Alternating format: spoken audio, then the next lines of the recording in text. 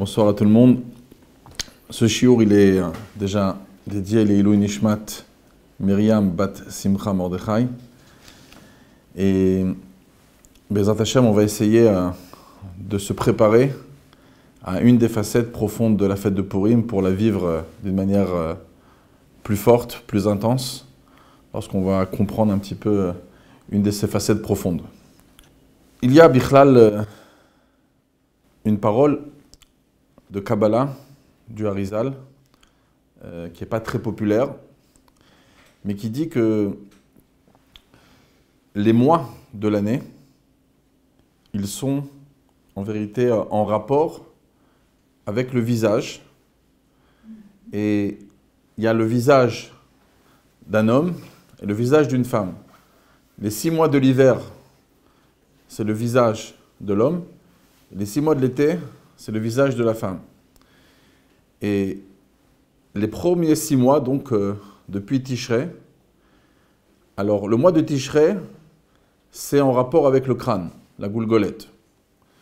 Le mois de Cheshvan et de Kislev, c'est en rapport avec l'oreille droite et l'oreille gauche.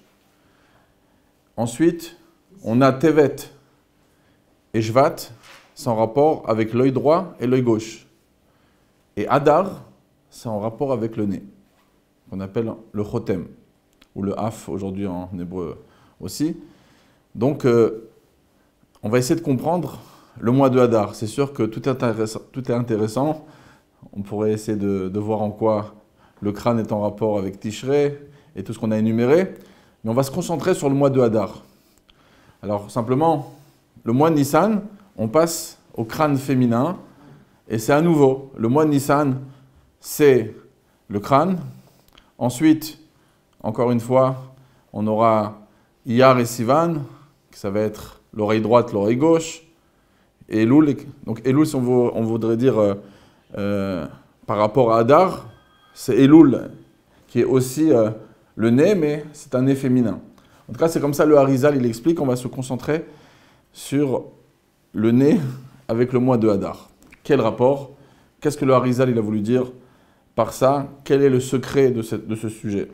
Ça nous intrigue encore plus lorsque les acteurs principaux de la fête de Purim, c'est Mordechai et Esther. Mordechai, le Talmud, il dit dans Masechet Chulin, page 139, Mordechai mina Torah minaim. Où on peut retrouver dans le Chumash Mordechai en allusion. Et une des 11 encens qu'on a justement dans la paracha de cette semaine, paracha Tetzavé, la Torah, à la fin de la paracha, nous parle de l'autel qui était à l'intérieur, ce qu'on appelle le Mizbeach HaZahav. Cet autel, c'est là-bas qu'on approchait 2 fois par jour les encens. Il y en avait 11. Parmi les 11 encens, on a le mordror. Le mordror, bon, il y en a qui traduisent ça par de l'arbre de la myrrhe. Le Rambam, lui, pense que c'est plutôt quelque chose qui vient d'un animal.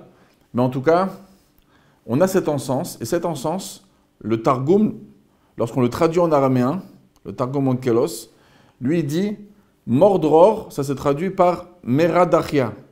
C'est-à-dire, en araméen, la myrrhe, dachia qui a été bien écrasée. Donc ça nous rappelle le mot meradachia, Mordechai. Donc Mordechai, c'est une des encens et c'est l'encens la plus importante en vérité des 11. Donc encore une fois, le mois de Hadar c'est le nez, Mordechai c'est lié à une encens.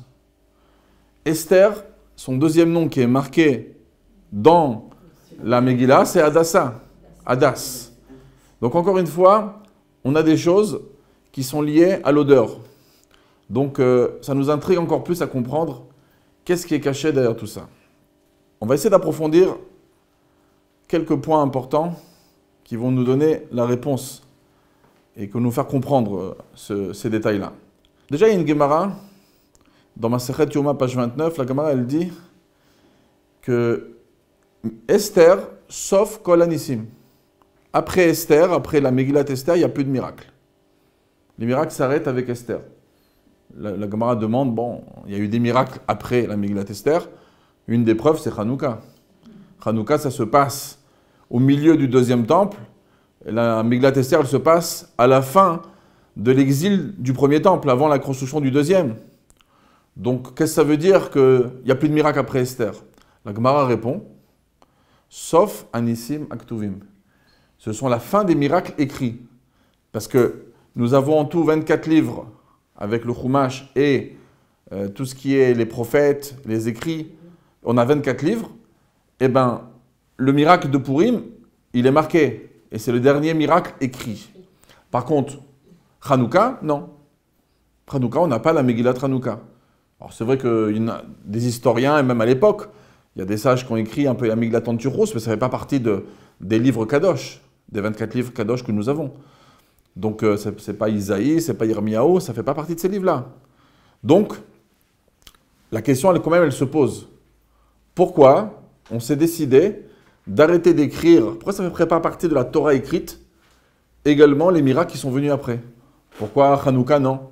Pourquoi Megillat Esther, sauf Kol Anissim? Donc, on va essayer de comprendre cette chose-là, qui va nous permettre aussi d'avoir une vision plus profonde sur la fête de Purim. Ensuite, on a une grande question autour de Achashverosh. On peut s'imaginer que Achashverosh, il avait, si on peut dire, une garde-robe énorme. C'était un roi qui était un roi sur 127 pays, très riche. Donc, il ne devait pas chercher tous les matins qu'est-ce qu'il allait mettre. Il avait une tonne de vêtements. Et pourtant, dans la fête qu'il a fait, au début de la Megillah, on raconte qu'il a festoyé pendant 180 jours. Il y avait beaucoup d'invités. Pendant la fête de ces 180 jours, ce qui s'est passé, c'est qu'il a mis exactement le même vêtement. Quel vêtement? Le vêtement du Kohen Gadol. Puisque la Perse avait pris des ustensiles, des choses du temple, il avait les vêtements du grand Kohen. Donc, le Kohen Gadol, il avait 8 vêtements majestueux qui sont justement marqués dans la paracha de cette semaine. Et les vêtements du Kohen Gadol, c'est marqué dans la paracha de cette semaine, qui sont les Chavod ou le Tifaret. C'est-à-dire, ils sont là pour l'honneur et la magnificence.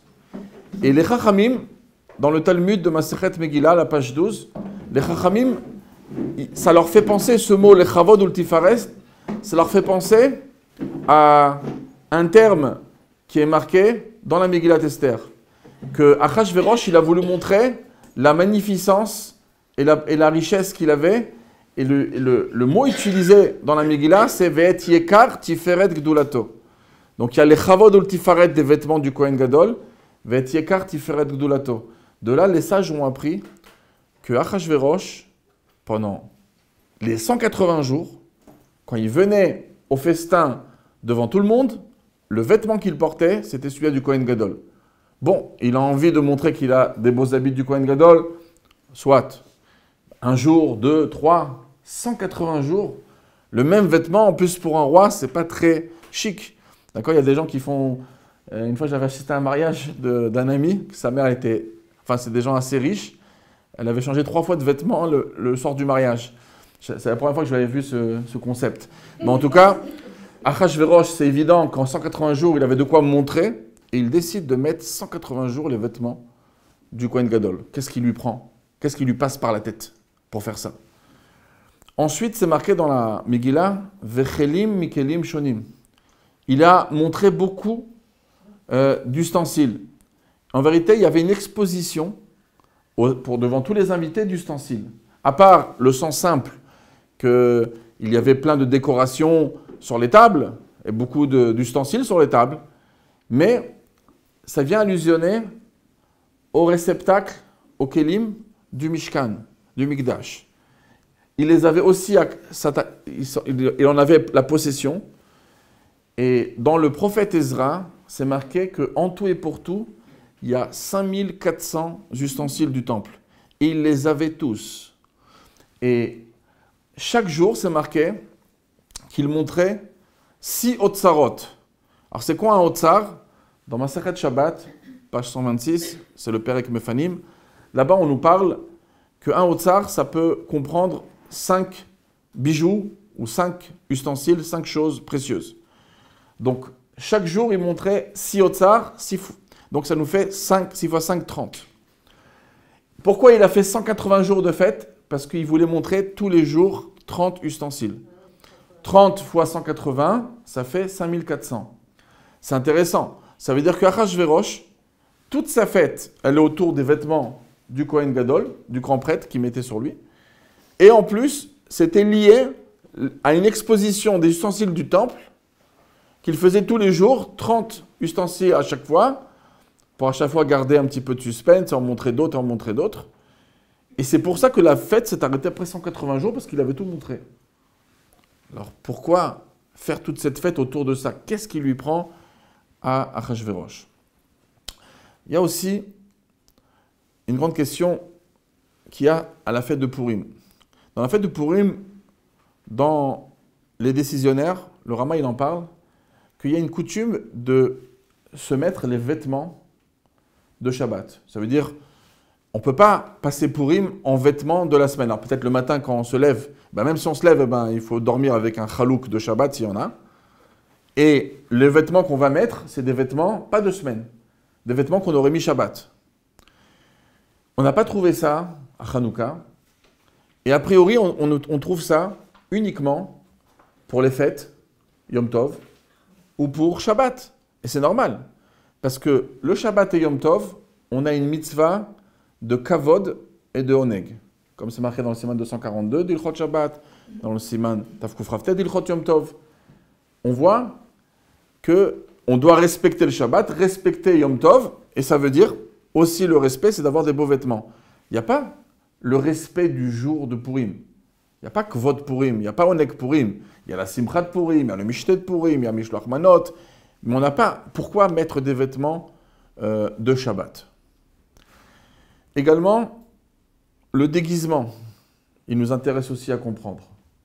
Pourquoi c'est si important de se déguiser? Bon, ça se passe essentiellement chez les enfants, mais en tout cas, le déguisement est important. Qu'est-ce qu'on essaye d'exprimer par ça? Également, ça nous étonne que pas une seule fois dans toute la Megillat Esther est mentionné le nom de Dieu. C'est bizarre. Le nom d'Aman, il est mentionné, on en a parlé tout à l'heure, 54 fois. Le nom de Esther, il est mentionné environ 52 fois. Avec les Vav, ça fait 55. Le nom de Mordechai est aussi mentionné beaucoup de fois. Et tout ça, avec les Vav, ça je crois environ 58 fois en tout. Et sinon, sans les Vav, c'est 41 fois. Mais en tout cas, on mentionne beaucoup les noms. Esther, Aman. Et pourtant, le nom d'Hachem n'est pas mentionné une seule fois. C'est des tzadikim qui ont écrit Esther avec Mordechai, ceux qui sont occupés, qui devenaient les Doroth. Pourquoi ne pas mentionner une seule fois le nom d'Hachem? Donc, on va essayer de comprendre toutes ces questions. On va rajouter encore une ou deux. Quand on arrive à la Megillat Esther, au moment le plus joyeux de la Megillat Esther, c'est le moment où la joie explose, tellement qu'il y a eu l'inattendu. C'est exprimé dans la Megillah, Vena Forhu. Ça veut dire, on était dans un décret de mort avec un roi qui avait les capacités de le faire et de tuer et d'exterminer le peuple juif tout entier en une seule journée. Et ça s'est transformé de l'autre côté complètement. Vena Forhu. Et au moment de la grande joie, il y a cette phrase qu'on répète tous les Motzei Shabbat, qui est dit dans la Megillah. La Yudim Aïta Ora Vesimcha Vesason Vikar. Et pour le peuple juif, il y avait de la joie, de l'allégresse. Et cette phrase, elle est commentée par le Talmud, et dans Masechet Megillah, on nous dit Simcha, d'accord, Ora, la Yudim Aïta Ora, Ora Zutora, Simcha c'est Yom Tov, Sason c'est la Mila, Vikar c'est les Tfilin. C'est-à-dire que la fin du passouk le plus puissant en vérité de la joie de Purim, c'est Vikar qui représente les Tfilin. Qu'est-ce que ça veut dire? En quoi les Tfilin ils représentent le summum du succès de Purim. De plus, c'est marqué, on a parlé des vêtements du Kohen Gadol. Un des vêtements du Kohen Gadol, c'était le tzitz. Le tzitz, c'était une sorte de couronne ici qu'il avait sur le front, avec le nom d'Hachem qui était inscrit dessus. Et chacun des 8 vêtements du Kohen Gadol, ce n'était pas simplement des vêtements. Le Kohen Gadol, il travaillait avec ses vêtements. Et pendant qu'il travaillait avec ses vêtements, ils apportaient un pardon au peuple juif. Il n'y a pas simplement les sacrifices qui pardonnaient le peuple juif de leurs fautes. Les vêtements du Kohen Gadol avaient fonction de pardonner. Le Talmud, dans 2 endroits, il en parle. Il énumère chaque vêtement, qu'est-ce qui pardonne. C'est un sujet en soi qu'on peut vraiment approfondir, qui est très riche et très intéressant. Il y a la Gemara dans Arachin, page 16, pardon. Et on a dans Zvachim, page 88. Et on parle du pantalon. Et chaque chose, qu'est-ce qu'elle... Le pantalon, ça représente Gilou Yarayot. Il y a le coutonnette qui représente les meurtres. Ça pardonnait beaucoup de fautes.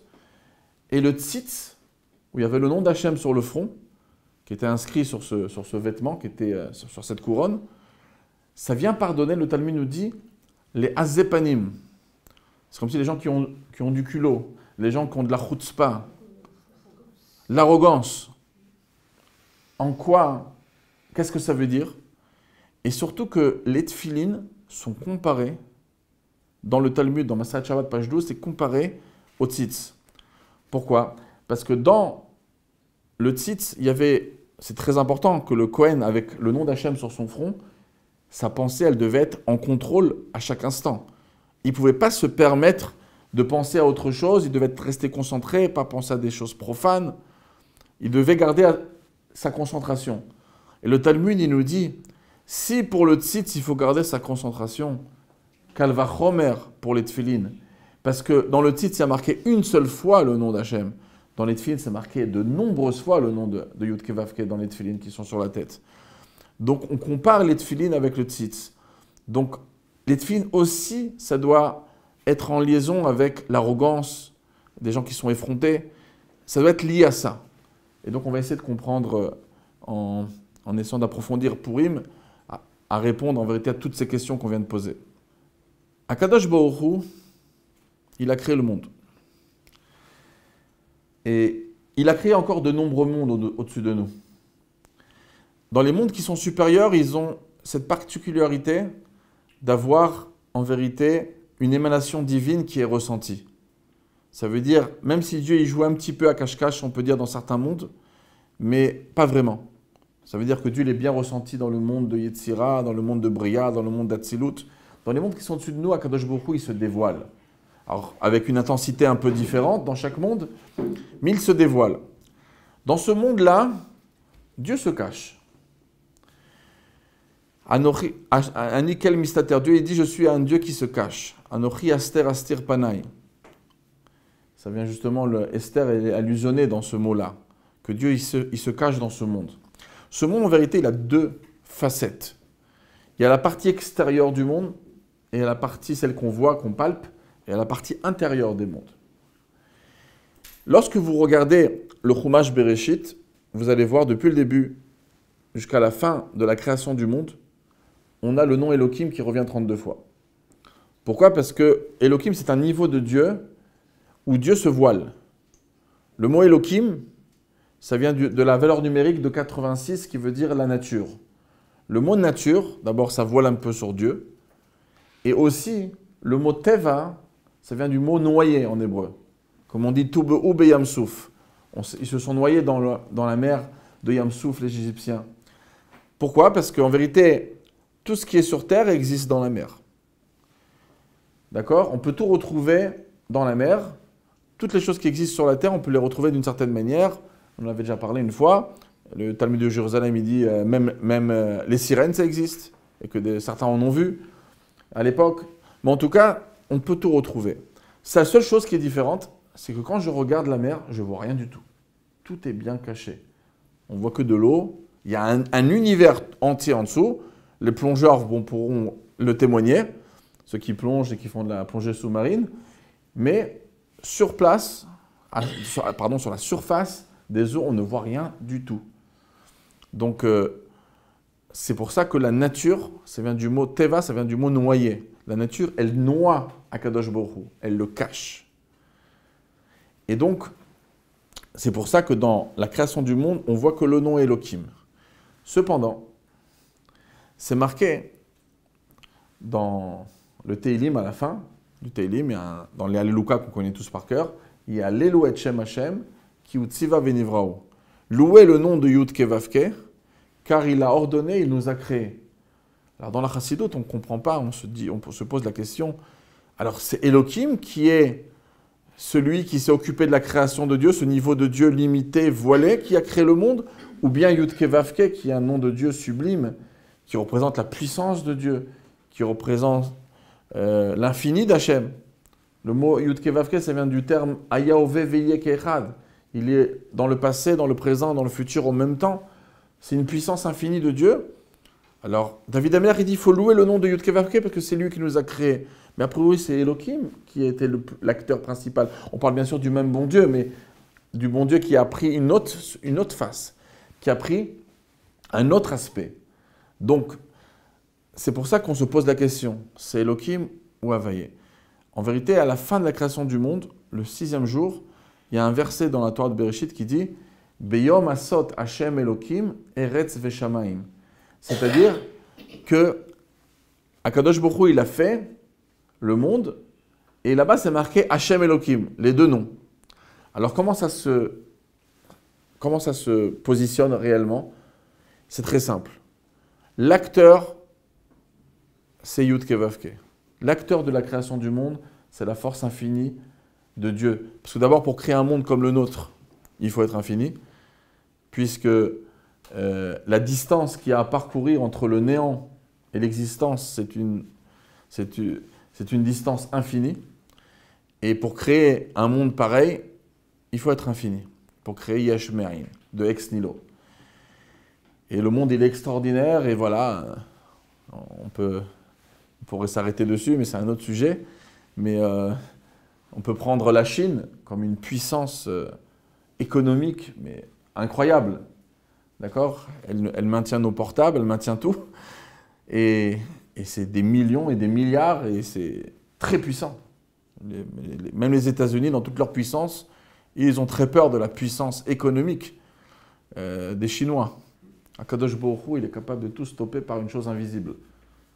Plus d'avions, plus de voyages, plus rien, plus de les affaires, tout coule en 5 minutes. Donc Akadosh Baruch Hu, c'est le patron, ça c'est clair.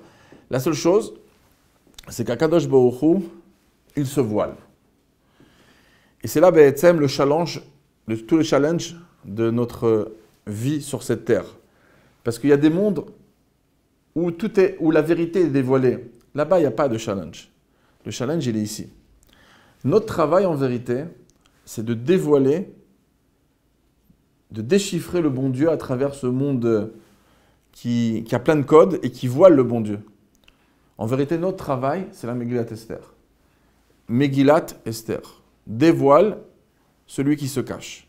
Ça, c'est le terme, la traduction du mot Megillat Esther. À part l'histoire de Esther à Malka, on dévoile ce qui se cache. Dans la Megillat Esther, il y a quelque chose de très spécial. Si vous avez tous remarqué, et je pense que tout le monde peut le témoigner, parce que tout le monde a du vécu avec la Megillat Esther, on a beaucoup de choses dans le judaïsme. D'accord?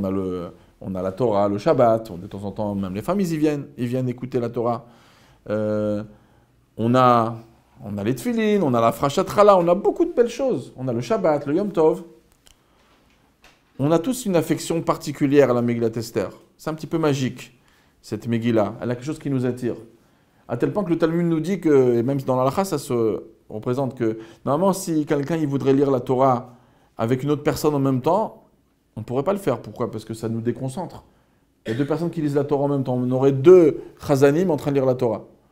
Ça nous déconcentre. Par contre, la Megillat Esther al-Pi halakha, ça aurait été permis. Pourquoi? Parce qu'on est tellement intéressé à l'écouter qu'on serait capable de rester bien concentré. La Megillat Esther, elle arrive à nous toucher tous. Et la vérité, pourquoi? Parce qu'elle cache en elle, même si on ne le ressent pas, on ne le sait pas nous-mêmes des fois d'une manière claire, mais dans notre subconscient, en tout cas notre neshama, elle ressent qu'on s'identifie tous à la Megillat Esther. En fait, la Megillat Esther, c'est l'histoire de la vie de chacun. On a commencé avec une des questions. On s'est dit que Megillat Esther, c'est la fin des miracles écrits. Après, on n'a plus écrit de miracles. Dans les écrits saints des livres Kodesh, il n'y a pas de Megillat Hanouka. Donc, comme la Gemara l'avait dit dans Yoma, page 29, sauf Anissim Aktuvim. Pourquoi?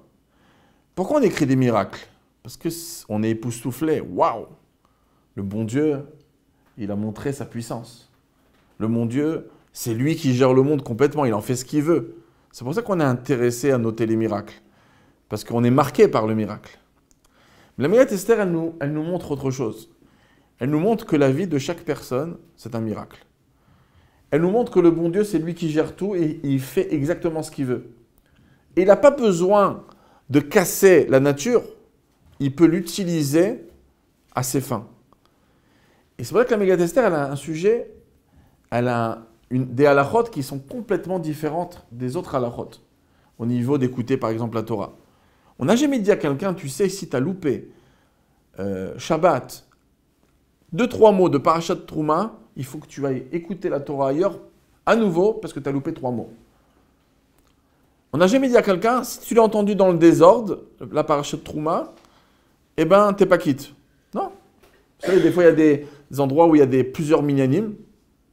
Alors, vous pouvez avoir un minyan à 8h, à 9h, à 10h. Ben, vous avez entendu la première montée là.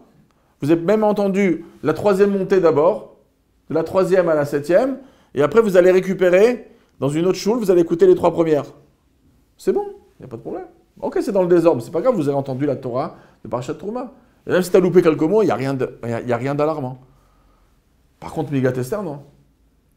Donc quelqu'un, il arrive aux 10 commandements à Shavuot, il dit « Rav, j'ai loupé, mon fils, il m'a demandé des bislis pendant qu'on lisait le 3e pasouk des 10 commandements. Il faut réécouter? Non. Par contre, un mot ou deux qui n'a pas été entendu dans la Megillat Esther, il faut recommencer. Et ça suffit dans le désordre? Non. Il faut dans l'ordre. Pourquoi? Pourquoi c'est halachot aussi strict autour de la Megillat Esther? On n'est pas aussi strict au niveau du Chumash. Au niveau des 10 commandements, on n'est pas aussi strict. Pourquoi être aussi strict avec la Megillat Esther? Parce que la Megillat Esther, son sujet, c'est de dévoiler que le bon Dieu, c'est lui qui gère le monde du début à la fin. Et il faut la lire dans l'ordre. Et il ne faut pas manquer un passage. Parce que si vous ne vous arrêtez pas dans les détails et dans le cheminement des événements, ce qui va se passer, c'est que vous pouvez complètement passer à côté. Il n'y a rien d'extravagant dans cette Megillat Esther. On était super bien positionnés. On a Mordechai qui est un prince important dans le palais du roi. Et il est capable d'influencer le roi autrement. Et Esther, vous vous rendez compte, la femme du roi, elle est juive. Et la femme du roi, il l'adore. On a tous les avantages de notre côté. Donc, qu'est-ce qu'il y a d'aussi spécial dans cette Megillat Esther? C'est ça le problème. Si je le présente comme ça, il faut regarder l'ordre. Regardez le début, ce qui s'est passé. Pendant cette fête, il veut amener Vashti. D'un seul coup, Vashti, elle ne veut pas venir, c'est une fête. Alors, ok, les midrashim, boutonneuses, etc. Elle a tué sa femme parce qu'elle a des boutons. Pas de sa faute, elle a une super bonne réponse. C'est lui qui devrait être content qu'elle ne vienne pas, de la présenter comme ça. Donc, il y a toute la logique qui est de ne pas la tuer. Il la tue. On choisit des femmes. La femme choisie, c'est Esther.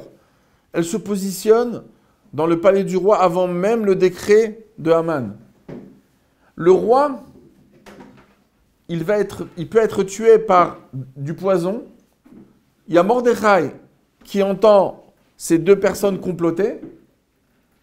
Il va le raconter au roi. N'importe quel roi, même un alphabète, qu'est-ce qu'il fait? Quelqu'un, on lui raconte, vous savez, ce prince, il vient de te sauver la vie. On devait te donner du poison, ces 2 personnes devaient donner du poison, il t'a sauvé. Mais n'importe quel alphabète, il dit, mais amenez-le moi tout de suite. On fait un cadeau? Non, notez-moi ça dans un cahier. Maintenant, ça passe des semaines et des semaines, des mois, et il y a une nuit où il est tourmenté. Dans cette nuit-là, il y a Haman qui vient pour vouloir pendre Mordechai, et il dit, j'arrive pas à dormir, lisez-moi mon bouquin de souvenirs. Et là, juste le timing exact, c'est Dieu qui est en train de coudre toute l'histoire. C'est Dieu qui tient les ficelles. Donc la Megillat Esther, c'est Megalet Esther.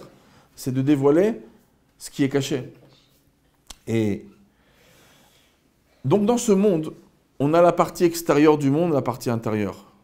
Il faut savoir ne pas être bête et ne pas s'attarder sur la partie extérieure. Vous avez un carton, vous venez de recevoir d'Amazon un carton, je ne sais pas. Eh ben, il y a la partie extérieure du carton, vous pouvez la regarder jusqu'à demain. Il y avait même quelqu'un qui avait commandé une fois une télévision, une télé, et il appelle, on dit quelques semaines après, il dit mais ça marche pas. Il dit mais pourquoi? Il dit j'ai pas ouvert le carton. Il dit pourquoi? Il y a marqué touchez pas. C'était donc en tout cas le carton il ne faut pas s'arrêter dessus. Il faut ouvrir ce qui est dans le carton. Donc et à partir du monde extérieur, ça c'est Elohim. En vérité, c'est Dieu qui joue à cache-cache. C'est le déguisement. Dieu se déguise et il dit à vous de deviner qui est caché derrière. Et si on fait bien attention, c'est facile de savoir que Dieu est caché derrière. Donc la Megillat Esther, il ne faut pas se poser la question pourquoi il n'y a pas une seule fois le nom de Dieu. C'est justement ça le challenge. C'est ça l'histoire de notre vie. Et dans notre vie, des fois, on se pose des questions. On se pose des questions parce que des fois, on n'a pas envie de regarder plus loin du bout du nez. Pourquoi? Parce qu'on ne regarde que l'événement maintenant. Mais regarde le monde depuis le début, ta jeunesse, les étapes de ta vie. Regarde comment Akadosh Baruch Hu, il était là. À chaque moment, quelqu'un, il a, Chas v'Shalom, reçu une démission, enfin, il est retiré de son travail, de son poste. Alors, c'est sûr, à ce moment-là, la personne, elle pourrait avoir l'inquiétude, la peur, mais en fin de compte, quand on voit sur une échelle plus longue, mais des fois, c'est justement la bonne chose qui s'est passée. Il fallait passer à une autre étape. Et c'est ça qui t'a permis d'aller à l'autre étape. Et tu as rencontré des gens extraordinaires. Chaque personne, elle est capable de raconter une Megillat Esther de sa propre vie. Et c'est pour ça que, c'est ça que la Gemara elle veut nous dire dans la page 29 de Yuma. Après Megillat Esther, il n'y a plus besoin d'écrire. Le message, il a été compris. Vous vous étonnez qu'il y a des miracles, vous vous étonnez que c'est Dieu qui gère le monde. Ben, les Megillat Esther, elle vous prouve que sans casser la nature, il n'y a pas besoin d'ouvrir la mer pour que le bon Dieu, il est extraordinaire. Pour montrer que c'est lui qui gère le monde. Il suffit de lire cette Megillah, de se concentrer du début à la fin, sans manquer un détail, et vous allez voir, vous allez tous comprendre que c'est votre propre histoire. Donc, nous, le but, c'est de regarder la partie intérieure des mondes et de ne pas se laisser avoir par le déguisement. Pas se laisser avoir par Elohim. Nous, on regarde le Yud Ke Vav Ke. Et ce qui est important, c'est que ça, c'est quelque chose que le peuple juif, il a comme capacité. Achashverosh, qui représente le monde Goy, lui, il est là pour montrer le contraire. Parce que, en vérité, la partie intérieure du monde, c'est Yud Ke Vav Ke. La partie extérieure du monde, c'est Elohim. Qu'est-ce que le juif, en vérité, il dit? Le peuple juif, lui, ce qu'il dit, c'est que Hachem, c'est Elohim. C'est qu'il n'y a pas une différence entre Hachem et Elohim. Elohim, c'est un déguisement. On ne se laisse pas avoir. Elohim, c'est quand quelqu'un il vient, il est déguisé. Mais vous savez très très bien qui est derrière. Vous en rigolez même. Ça vous fait rire qu'il s'est habillé comme ça. Mais ça veut dire que pour vous, c'est très très clair que Hachem ou Elohim. Comme je dis souvent, et c'est une des questions qu'on peut se poser, qu'on peut rajouter sur les questions qu'on a posées, c'est que pourquoi cette phrase de la Yudim Hayta Ora Vesimcha, ça fait partie de chaque Havdalah. Pourquoi le passage le plus puissant de la Megillat Esther de joie, elle fait partie de la Megillat Esther, elle fait partie de la Havdalah. En plus, c'est un moment de joie, quand le miracle s'est produit, quand le Vena Forchou s'est passé, quand tout a basculé vers le bien. Dans la Megillat Esther, ça n'a rien à voir avec la sortie de Shabbat. La sortie de Shabbat, c'est pas la Yudim Hayta Ora Vesimcha qu'on a envie de chanter. On est en train de voir les kelim qu'il faut affronter, les machines à laver qu'il faut envoyer, etc. On n'est même pas en France pour dire qu'on a le dimanche, d'accord? Donc demain, on reprend le travail. Donc on a tout pour s'inquiéter. Et pourquoi tu dis la Yudim Hayta Ora Vesimcha Sandika, le passage le plus joyeux de la Megillat Esther?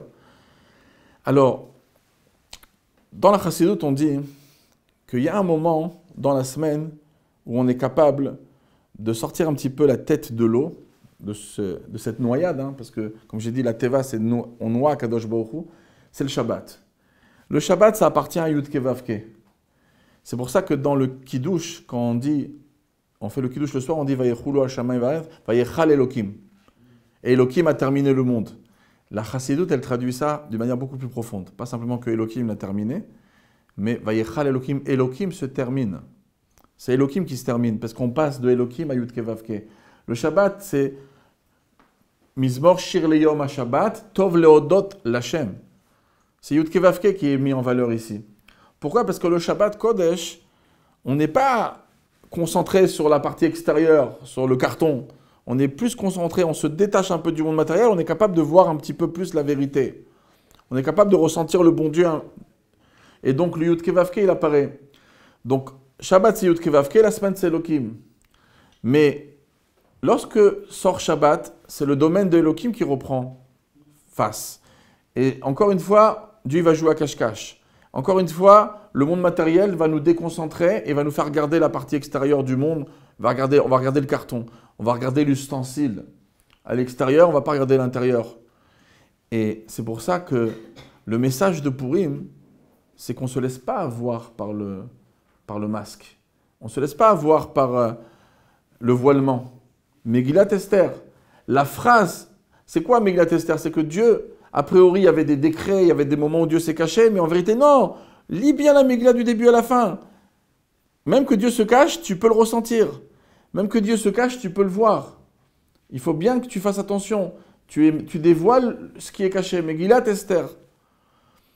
Et donc, la Yehudim Haïta Ora Vesimcha Vesason Vikar, cette phrase-là, elle est dit le Motzei Shabbat, parce qu'on est en train de dire à Elohim, on ne va pas se laisser avoir. C'est ce qu'on fait à la sortie de Yom Kippour, comme j'ai amené plusieurs fois.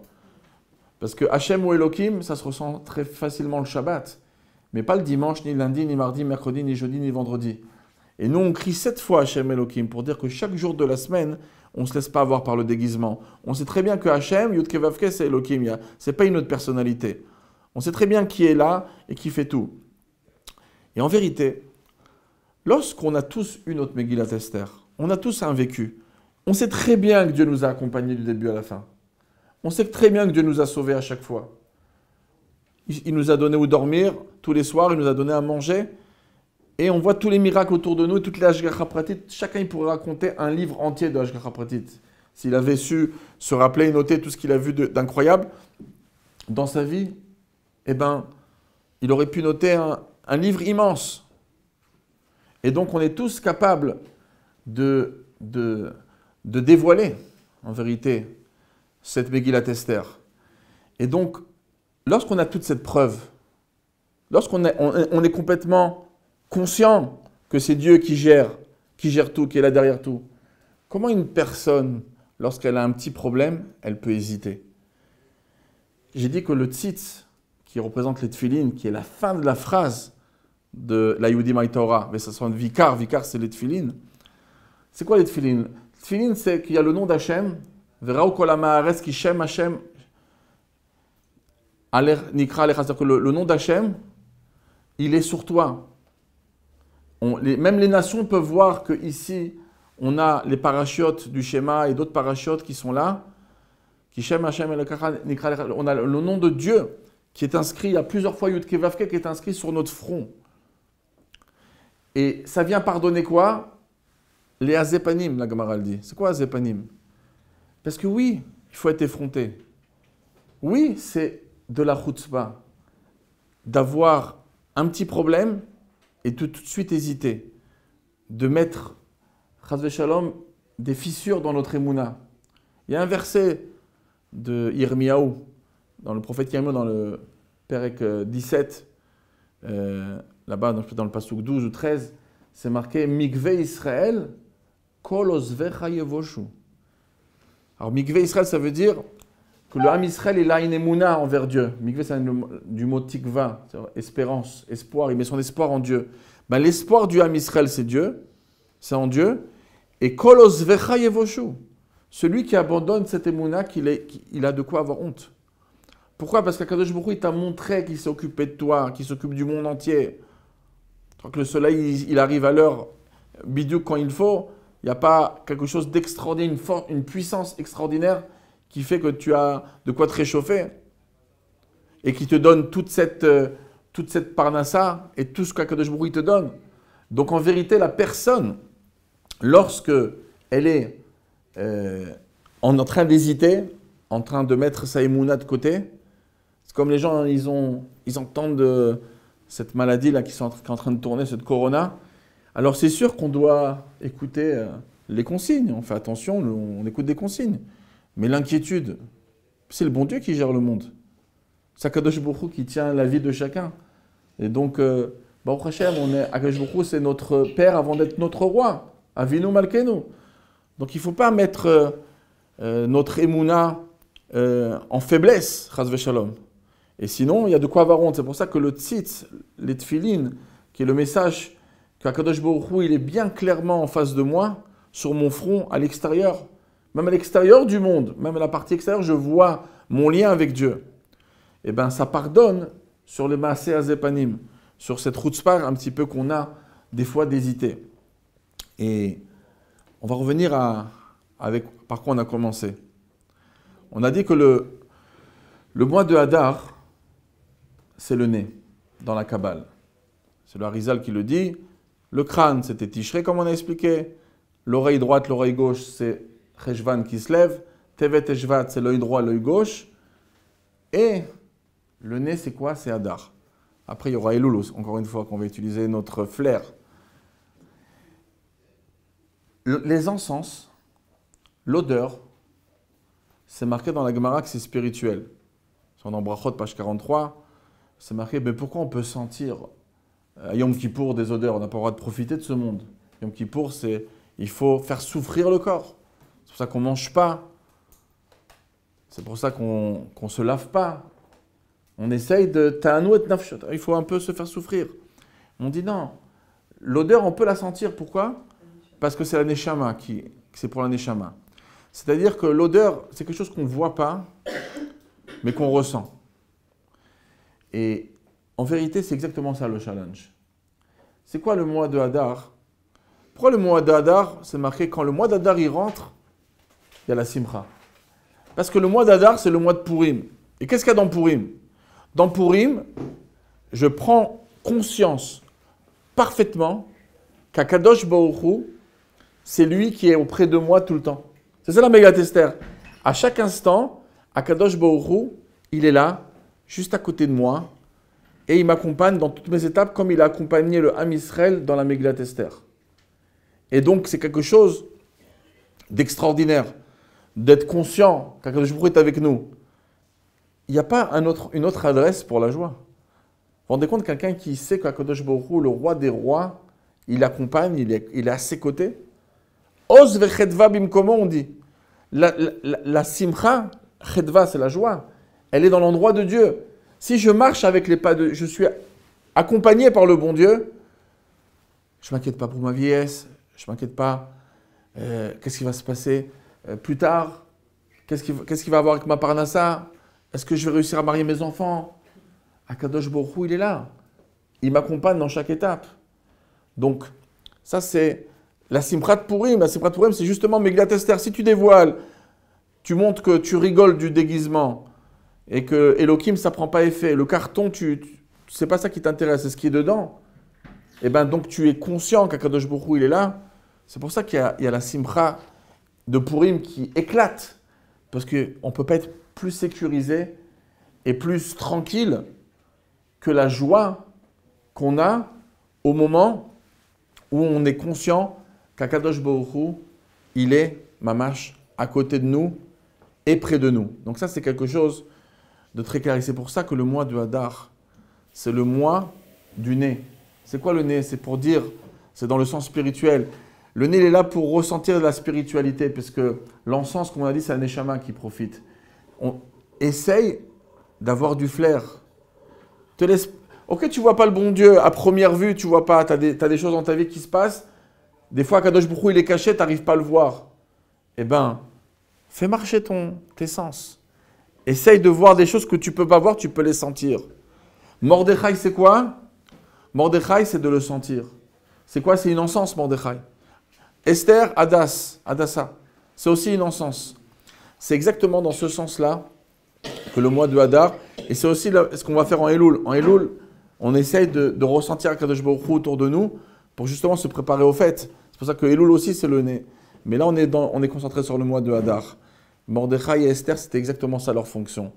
C'est de nous faire marcher ce flair. Sentez Akadosh Baruch Hu, il est là, il est bien là. Et on a ce chotem, on a ce nez. Le mois d'Adar, il est justement là pour détecter Akadosh Baruch Hu.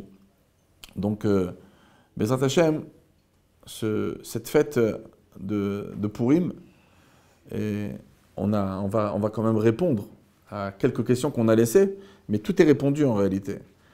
Pourquoi Achashverosh, il a pris les vêtements du Kohen Gadol? Qu'est-ce que la Torah dit sur le vêtement du Kohen Gadol? La Torah dit sur le vêtement du Kohen Gadol que c'est Bigdei Kodesh. C'est des habits saints. C'est des habits qui sont kadosh. C'est-à-dire quoi des habits qui sont kadosh? C'est-à-dire que le vêtement, ça représente le partie extérieure. Vous avez dit, il y a la partie intérieure du monde, la partie intérieure du monde et la partie extérieure. Le vêtement, les ustensiles du temple, c'est des ustensiles qui sont saints. C'est des Kelei Kodesh. L'ustensile, ça représente la partie extérieure. D'accord? Il y a l'ustensile et il y a ce qu'il y a à l'intérieur. Le vêtement, c'est la partie extérieure. Quand on veut sortir dehors, on a besoin de nos vêtements pour sortir à l'extérieur. C'est la partie qu'on voit à l'extérieur. Et le peuple juif, il dit, la partie extérieure, elle n'est pas différente de l'intérieur. Hachem ou Elohim. Ces vêtements, ils sont saints. Les kelim du Mikdash, ils sont kadosh. C'est Bigdei Kodesh. Pourquoi? Parce que nous, on ne se laisse pas avoir par le déguisement. C'est le même bon Dieu, la partie extérieure, le vêtement et l'ustensile et les kodesh. Achashverosh, lui, il essaye de nous dire le contraire. Achashverosh, il dit, je vais prendre les Bigdei Kohen Gadol, la partie extérieure du monde, et vous dites que c'est kadosh, moi, je le souille. Moi, je l'utilise pour ma fête à moi, pour le bien matériel. Arrêtez de dire que le profane, il est kadosh, que le profane, il doit aller au bon Dieu. Arrêtez, laissez-nous. Vous voulez rester dans votre domaine profond, rentrer dans le carton, allez dans le carton. Allez, enfermez-vous dans des synagogues, vivez votre spiritualité, mais dans le monde profane, lorsque vous utilisez le business, vous utilisez la nourriture, ça c'est à moi. Arrêtez de dire que les vêtements ils sont kadosh. Les vêtements ils sont pas kadosh, ils sont à moi. Les ustensiles du temple, ça représente la partie extérieure du monde, l'ustensile. Et bien vous dites que c'est kadosh parce que Hachem ou Elohim, non, c'est pas kadosh, c'est pour faire la fête. Donc c'est pour ça qu'il a fait ça, et nous on doit se battre contre cette idéologie qui montre le monde matériel comme un monde qui est déconnecté de la divinité. Non, c'est pour ça que Purim, on a dit pourquoi on met des vêtements de Shabbat. Le Shabbat ça représente des vêtements kadosh, parce qu'on ne les utilise pas pour la semaine, pour aller au travail, on l'utilise pour le Shabbat Kodesh, les vêtements de Shabbat. Eh bien, pourquoi on met des vêtements de Shabbat pas à Hanouka? Parce que le sujet de Purim, c'est quoi? C'est de montrer que le vêtement, il est kadosh. Donc nous, oui, on va, même le jour de Purim, où il n'y a pas kavod et oneg comme le Shabbat et le Yom Tov, on met quand même des vêtements de Shabbat pour représenter que la partie extérieure du monde, elle aussi, elle est kadosh. Donc, ce qu'il faut surtout travailler lorsqu'on se prépare à Purim, c'est de ne pas manquer le message, parce on peut être un petit peu déconcentré par les mitzvot de Purim. On va penser à faire beaucoup de Mishloach Manot, à Soudat Purim, etc. Et on peut passer à côté. La partie la plus importante qui doit nous capter notre esprit, c'est la Megillat Esther, le soir, le matin. On doit être bien concentré sur le message de Purim. Tout ce qui se passe autour, ça provient simplement du message essentiel de Purim. Le message de Purim, c'est nous, le peuple juif, on rigole du déguisement. On se moque de la partie extérieure du monde parce qu'on sait très bien qu'il n'y a que Yudke Vavke, il y a l'Elohim Shem Hashem qui est en train de gérer tout, qui gère notre vie. On est vraiment conscient de ça, et c'est pour ça que le jeu de cache-cache ne marche pas. Nous, on découvre Akadosh Baruch Hu. Nous, on est mégalé le Esther. Et c'est avec ce message qu'il faut partir, et c'est justement ce message qui nous prépare. On rentre après dans Pessah avec beaucoup plus de force. Parce que les 30 jours avant Pessah, c'est Pourim. Le premier jour des 30 jours, c'est Pourim, parce que Pessah, c'est une fête d'Emouna, et c'est né à Pourim. C'est à Pourim que naît la force de la Emouna. C'est Pourim qui peut nous commencer à nous préparer à la fête de Pessah. Donc, Bezrat Hashem, qu'on a une Emouna grande, et comme le Harizal, il dit que c'est par la Emouna que le peuple juif a été délivré, ce sera par la Emouna que le peuple juif sera délivré, et c'est surtout le tafkid des femmes. Parce que Bisrut Nashim Tzitkaniyot Nigalu Avoteno, c'est pour ça que en général, toutes les bonnes choses qui sont arrivées au peuple juif, comme le deuxième temple, c'est grâce à Esther, c'est grâce à ce NES qui s'est passé. Même à Hanouka, il y a eu Yehudit qui a joué une fonction importante. Et les femmes qui nous ont fait sortir d'Égypte, parce que c'est par les femmes Tzitkaniyot qu'on est sorti d'Égypte. Et le Harizal, il dit que ce sera par le Gilgul des mêmes femmes qu'on sortira de l'exil. Donc vous avez plus que les hommes une fonction justement de rentrer la Emouna de Pourim toute l'année et aux hommes et autour de vous. C'est-à-dire une femme juive, elle est remplie de foi, remplie de confiance, et elle a ce flair qui est plus fort que... Parce que les maris, des fois, ils ont le nez bouché assez souvent. Je parle d'une manière spirituelle, la femme, elle a ce flair, ce réach qu'elle peut ressentir. C'est pour ça que les femmes, ils aiment le parfum. Mais en tout cas, c'est pour justement avoir cette force de pouvoir ressentir le bon Dieu à chaque étape de nous. Dans ta chaîne. Oui. On peut passer aux questions. Oui, maintenant c'est bon. J'ai une question. C'est bon, tu peux. Quand vous dites que... Pardon? Oui, allez-y. C'est pas moi. Donc, on ne doit pas se faire avoir par ce monde. Ouais. Mais dans ce monde, il y a des tentations qui sont permises. Et comment faire la différence? Parce que si on veut ne pas se faire avoir, alors on va se vouer qu'à la volonté de Dieu du matin au soir. Et on pourrait nous répondre, mais on a besoin de temps en temps de déconnecter, de faire des choses, oui, permises, mais pas spécialement de ce que Dieu il attend de nous. Ok, orienté, on va dire, vers Dieu. Alors, regardez, déjà, pour ne pas perdre le fil du point qu'on a essayé de faire passer, ici, on est très concentré sur la Emouna. D'accord? Donc, ici, de ne pas se laisser avoir par le monde, c'est surtout de ne pas se laisser influencer, de penser qu'il y aura peut-être d'autres personnes qui gèrent les ficelles. Peut-être le banquier, peut-être notre patron, peut-être l'argent. C'est pas ça qui tient les ficelles, c'est le bon Dieu. Donc ça, c'est déjà le point, quand je dis en premier qu'il ne faut pas se laisser avoir par le monde, c'est surtout au niveau de la Emouna. Maintenant, on va dire que si, là entraîne l'autre, c'est-à-dire que si on est conscient que c'est le bon Dieu qui gère tout, peut-être qu'on lui doit tout, et peut-être qu'on n'a pas le droit de se permettre une vie, de profiter de ce monde, même dans les choses permises, parce que les choses interdites, ça c'est évident qu'on ne parle pas de ça, mais dans les choses permises, vous vous posez la question. Alors, premièrement, c'est un petit peu lié, oui, au shiur, dans le sens où on a dit que même les vêtements, ils sont kadosh. Ça veut dire qu'Akadosh Baruch Hu, il a créé un monde matériel. Ce monde matériel, il doit être en synthèse parfaite avec la Kedusha. Et on est capable de vivre une vie matérielle et d'en profiter, mais ne pas dissocier le bon Dieu de ce moment-là. Un exemple. Une personne, elle va pas vouloir se faire plaisir, elle va dire, bon, je vais sortir un petit peu, je vais aller dans un restaurant. Voilà, c'est quelque chose on va dire, un profit matériel. Où la personne va dire, je veux aller en vacances. Voilà.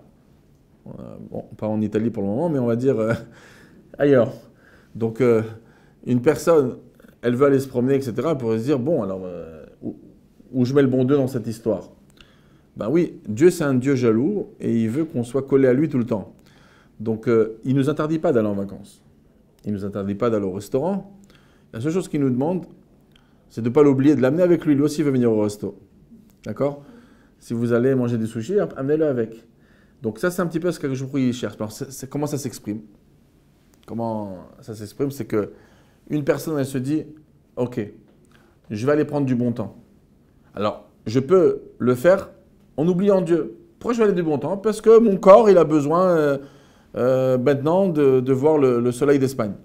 D'accord? Eh bien, il faudra faire un travail sur soi. Et Dieu, il n'est pas dur parce qu'il nous permet d'aller en Espagne. Il nous permet d'aller en vacances. La seule chose qu'il veut, ils disent, bon déjà, il faut que ces vacances ils soient liées au bon Dieu. Donc, tu es en train de choisir quelque chose. Est-ce que dans la ville où j'ai choisi, il y a de la cache-route comme il faut? Donc déjà, tu t'inquiètes que le bon Dieu il t'accompagne. Tu n'es pas parti, on verra à l'improviste. Non. Le bon Dieu, il passe avant tout. Donc, pour l'amener en vacances, il faut que lui aussi, il passe des bonnes vacances. Donc, pour que Dieu passe des bonnes vacances avec nous, il faut que la Neshama, elle trouve un bon manger cachère, comme il faut. Est-ce que dans l'endroit où je vais, il y a des minyanim? Et maintenant, même le repos, ce moment où je vais profiter vraiment, je vais en montagne et je prends je sais pas comment on appelle ça, le téléphérique. Hein? Téléphérique? Comment on dit? Téléphérique. Téléphérique, ok.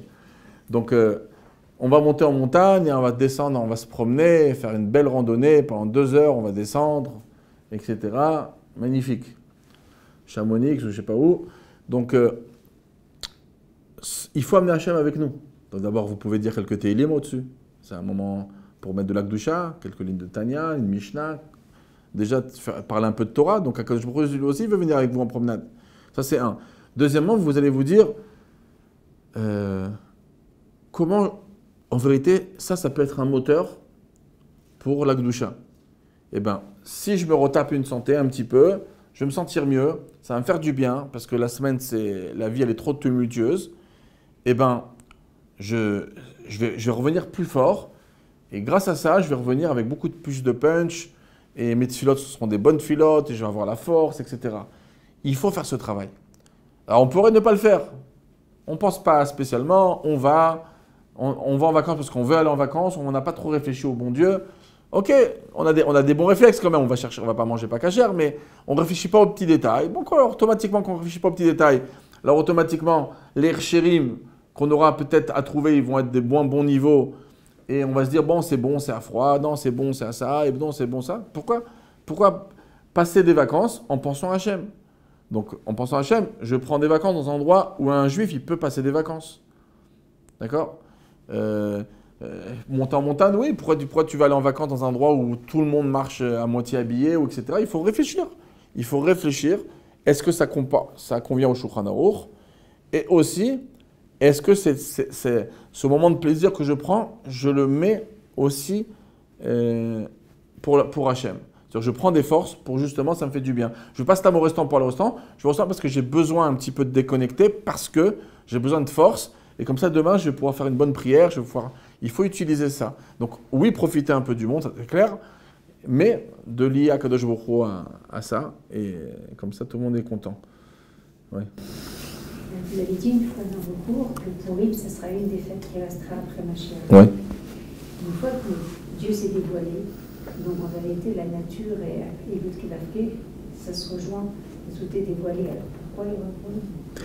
Parce qu'en vérité, Purim, c'est, on peut dire, la fête de la Emouna, dans le sens où la nature n'est pas autre chose qu'Akadosh Baruch Hu, qui nous accompagne. Parce qu'il y a des miracles, comme certaines fêtes, qu'on dit qu'il y a des fêtes qui vont s'annuler. Parce que les fêtes qui s'annulent, c'est quoi? C'est que le bon Dieu, des fois, il a besoin de casser la nature pour montrer que c'est lui le patron. C'est ce qu'il a fait à Kriyat Yam-Souf, qu'il a fait avec les 10 plaies d'Égypte, et des différents miracles. Purim, c'est justement, c'est à travers la nature qu'on peut voir le bon Dieu. Et c'est ça la Géoula. La Géoula, c'est marqué dans le prophète Isaïe, Veraou kol basar yardav kipi Hashem diber. La chair de notre œil va pouvoir voir que Dieu a parlé, que Dieu crée le monde, on va sentir Akadosh Baruch Hu. Donc en vérité, la fête de Purim, c'est un message qui va nous accompagner pendant toute la Géoula. Et c'est pour ça qu'elle sera quand même fêtée chaque année, parce que ça sera exactement ça, la Géoula. La Géoula, c'est qu'il y a la Gola, l'exil. Le mot Géoula, c'est le mot Gola, c'est le mot exil, avec un Aleph en plus. Aleph, c'est Dieu. Donc c'est ça ce qui fait le mot Gola, ça devient Géoula. Et c'est exactement ça, c'est Kadosh Baruch Hu. Aleph, c'est Aloufo Shel Olam, le maître du monde. Aleph, c'est du mot Aloufo, le maître. Donc Akadosh Baruch Hu, c'est quoi la Géoula? C'est pas autre chose, c'est la même chose qu'on vit maintenant, mais sauf que le bon Dieu nous accompagne chaque instant. Et ça, c'est Purim. C'est de comprendre que Dieu il est là à chaque instant, chaque étape avec nous.